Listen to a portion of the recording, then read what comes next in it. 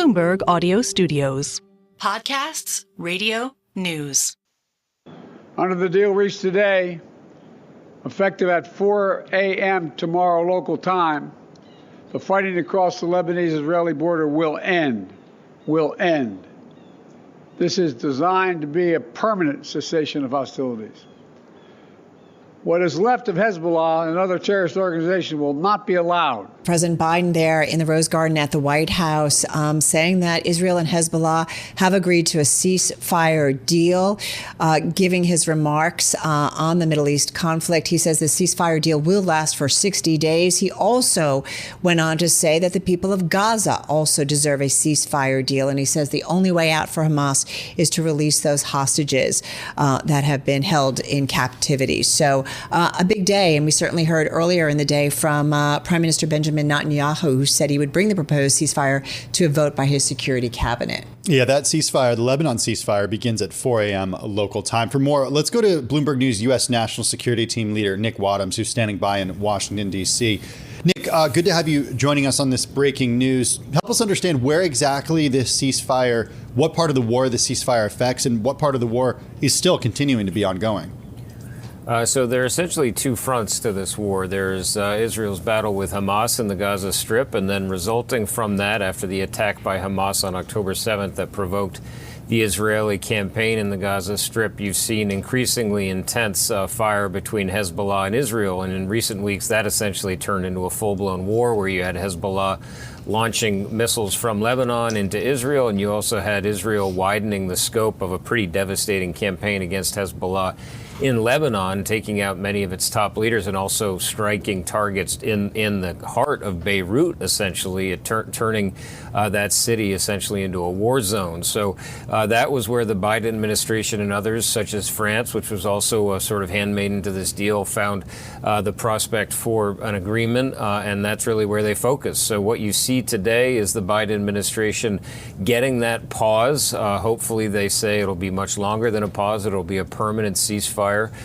between Israel and Hezbollah. And then, as the president mentioned there, that would then in turn allow for pressure to be put on Israel and Hamas to get the much thornier agreement, which would be an end to the violence in the Gaza Strip. That's still quite a long ways off. No indication that would be able to be completed by the end of Biden's term and when President-elect Trump takes over. Nick, safe to say that the Israel war in Lebanon and that was not very popular with the people of Israel. But I do wonder about bringing some kind of end to what's happening in Gaza. Is that as likely? Should we assume that an end to that is just around the corner? Or these are two different fronts and two different stories here?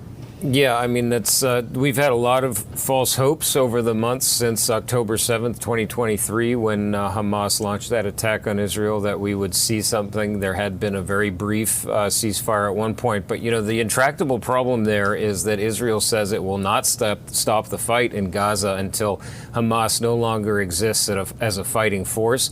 Hamas, meanwhile, says even though it's in a vastly degraded state, it says it will not end the fighting until Israel withdraws from the Gaza Strip. I mean, those are two fundamentally oppositional goals, and so far the two sides have found no way to be able to reconcile them. You also obviously have the fate of the Israeli hostages. There's a dwindling number of those hostages, but there are many still believed to be alive in Gaza. Israel wants them back. Hamas does not want to give them up because then it has no leverage, essentially, against Israel. So a much thornier, much more intractable conflict, and it looks like, with the Biden administration having less than 2 months in office, that's going to be a very, very big hill to climb for them to be able to wrap that up. So that's exactly where I wanted to end, Nick, is the idea of the incoming administration versus the Biden administration. So what the Trump administration has said about the wars happening right now versus what the Biden administration has said and tried to do, and even today's development, how does that change when President-elect Trump takes office on January 20th? Well, that's the question that is really front and center for everyone, because President-elect Trump has essentially given some pretty conflicting remarks on that, saying on the one hand he believes that Israel should be allowed to finish the job, so that to many people suggests step up its campaign in the Gaza Strip against Hamas. He's also said, though, that he wants it to be wrapped up as quickly as possible. So you could see a situation where Trump essentially puts more pressure on Prime Minister Benjamin Netanyahu, gives him a free rein to do more of what he wants, but less time to do it. He would have some more leverage over Netanyahu because of the relationship between the two of them. Trump and Netanyahu have a much cozier relationship than Biden and Netanyahu, which was much more standoffish. So really difficult to know how that plays out, because, of course, Hamas has a say here. They can keep up the fight themselves. But certainly President-elect Trump has promised to bring this to a swift end. The challenge, though, of course, as I say, is his way of doing that is to give Israel more of a free hand. So we'll have to see how that plays out. Hey, Nick, one last question. And let's just remind everybody the top headline off this story. President Biden just speaking from the Rose Garden at the White House, saying Israel reached a ceasefire deal with the Lebanese militant group Hezbollah after weeks of talks mediated by the United States, and hailing this agreement as a major step to ending a conflict that we know has killed thousands of people. But it's not over yet, as we've been talking about what's going on in the Gaza Strip. I am curious, Nick, the timing of this. I'm assuming President-elect Donald Trump is getting security briefs. Are we assuming that there's some conversations going on between the president-elect and the current president? Maybe there was when they met at the White House after Donald Trump was reelected. So I'm just curious what you are hearing behind the scenes when it comes to what's going on, bigger picture.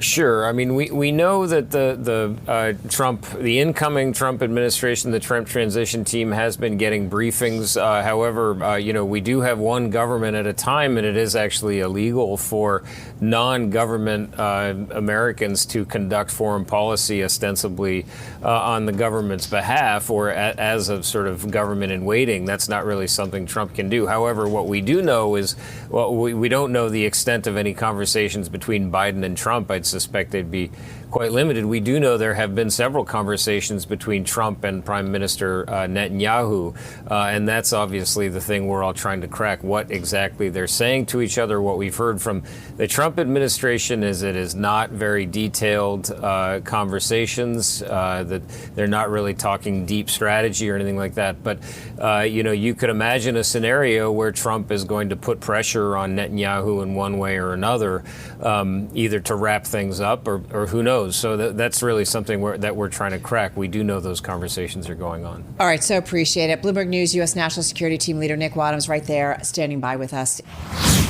Galit Altstein is Bloomberg News economy and government reporter. She is joining us on the phone from Tel Aviv. Galit, initial thoughts on this news and what it means for the war in between Israel and, yes, obviously with Hezbollah, but also with Hamas. Yes. So good night from Tel Aviv. So obviously on Israel's war with Hezbollah, this ceasefire that you just mentioned is about to go into effect in 4.5 hours, according to the reports that we're hearing here. And this will bring to an end a war and ongoing fire exchanges that have been going on between Israel and Iran-backed Hezbollah since October 8th in 2023.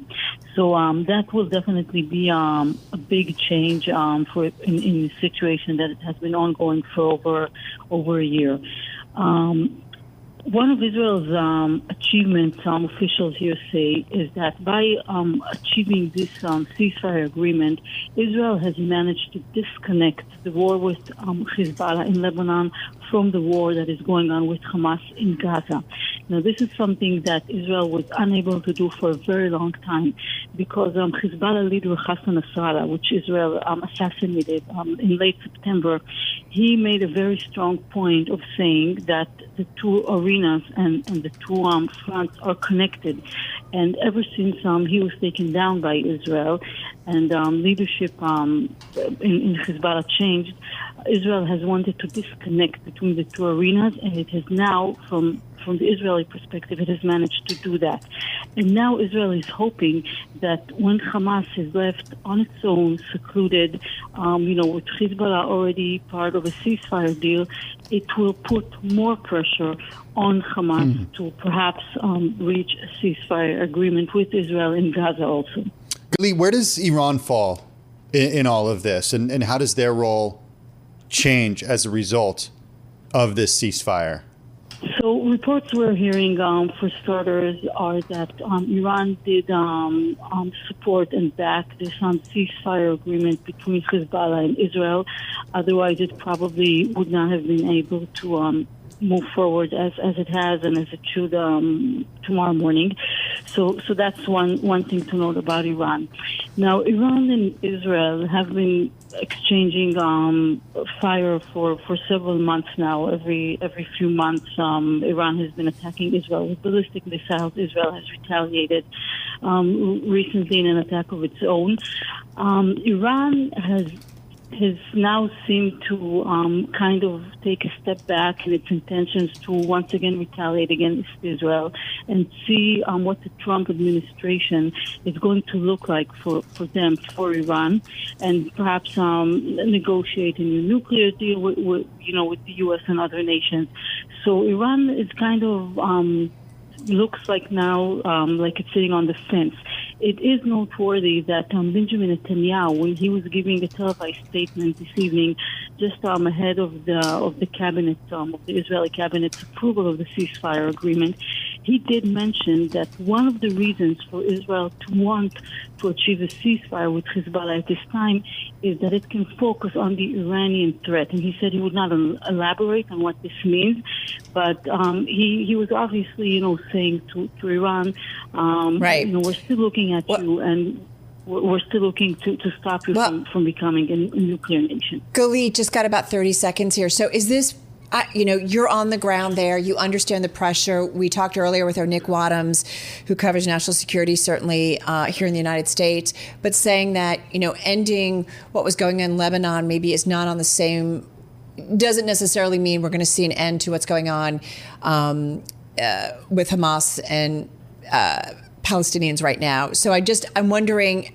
tell us what you can say. Is this a big step forward? Should we assume that we can see an end to the conflict very soon everywhere, or not necessarily? Just quickly. So to sum it up very quickly, with Hamas, maybe. Like I said, if Hamas feels more secluded now and feels that, it's under more pressure, maybe this can advance a ceasefire deal between Israel and Hamas. Iran is a different story now that Hezbollah is weakened after the war with Israel. They are more exposed to perhaps an attack against its energy and nuclear facilities.